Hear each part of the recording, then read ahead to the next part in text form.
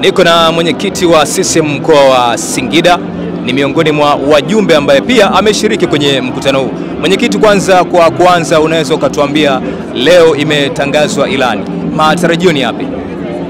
Matarajio ni ushindi kwanza, kwa sababu hii ilani ni nzuri, imesheheni, na sisi kwa namna ambavyo tumeichambua, tumeiona, tukiipeleka kwa wananchi hatuna wasiwasi, wananchi wataipokea na Chama cha Mapinduzi kitashinda. Ndio matarajio makubwa. Sawa, na kwenye ilani hii ni vipaumbele vipi ambavyo vimeainishwa vingi zaidi? Yaani vipaumbele kwa kweli ni vingi, kwa sababu makundi yote yameguswa. Ukirudi kwenye makundi ya vijana, kwenye upande wa elimu, kwenye upande wa afya, lakini kwenye upande wa kukuza uchumi kwa wakulima na wafugaji, hayo maeneo yamepewa vipaumbele. Lakini kuna miundombinu ambayo na yenyewe kwa kweli ni vipaumbele vingi sana ambavyo vimetajwa kwenye ilani yetu. Kwa hiyo mimi naamini kabisa kwa yale yote ambayo yametajwa, wananchi wetu na Tanzania yetu kwa kweli itabadilika. Kwa mfano, ukiona tu hata kwenye uboreshaji wa miji wa makazi yale, ina maana hata ukija pale mkoani Singida hutaiona ile Singida unayoiona sasa hivi. Ukienda senta ya Singida utakuta ni tofauti, kwa sababu kwanza miundombinu, lakini bado makazi yenyewe, lakini bado na wakulima wenyewe ambao wanawezeshwa kule, wataendelea kujenga kwenye maeneo yao. Kwa hiyo makazi yenyewe tu kwanza ni maendeleo kwa Watanzania. Mimi nafurahia sana makazi.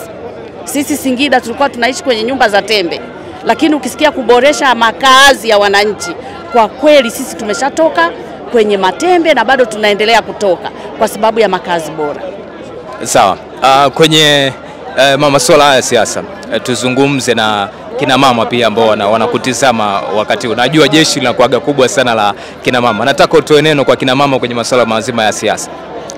Kwanza kwa kina mama, sisi tunashukuru sana serikali hii, hasa Chama cha Mapinduzi ambacho kimetoa nafasi kwa mwanamke kwenye kushika nafasi nyadhifa popote, lakini kwa elimu. Unajua, unapomwelimisha mtoto wa kike ina maana anapata nafasi ya kuja kushika nyadhifa yoyote ile. Ndio maana leo tuna majaji, tuna mahakimu, tuna madaktari, na mpaka unavyoona tuna mawaziri, lakini tuna rais pia.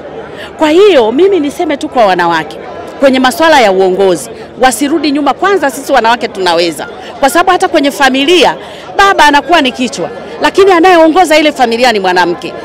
Mwanamke anapokuwa hayupo kwenye nyumba, hata baba anayumba. Kwa hiyo uwezo mkubwa ambao Mwenyezi Mungu ametukirimu kwa ajili ya kuongoza familia, ndivyo ambavyo unaona uongozi uliotukuka wa mwanamke anapopewa nafasi kuongoza kitengo, wizara, chama, popote pale na mpaka taifa. Kwa hiyo mimi nawaambia wanawake wajitokeze, kwa sababu ile karama tunayo ndani ya mioyo yetu. Asante, nashukuru.